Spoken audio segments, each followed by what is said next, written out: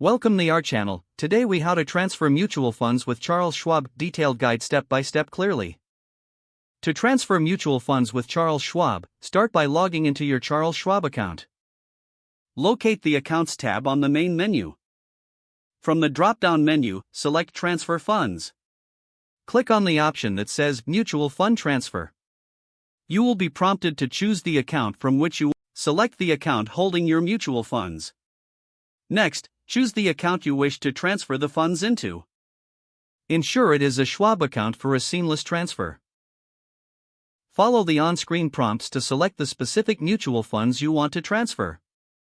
Enter the amount you wish to transfer for each selected fund. Review your selections carefully to confirm accuracy. Once satisfied, click on the Continue button.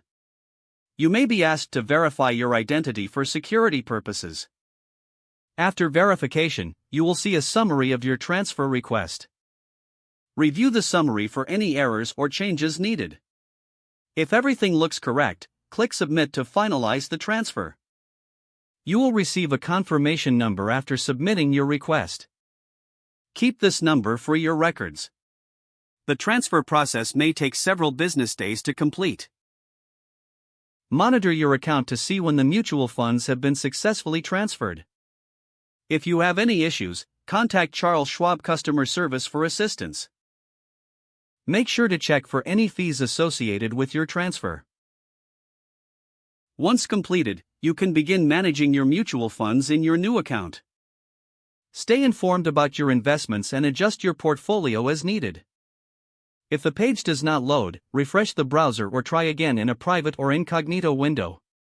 Make sure you are using the correct email address, then retype it carefully to avoid small typos. If your password is not accepted, use the reset option and create a new strong password you can remember.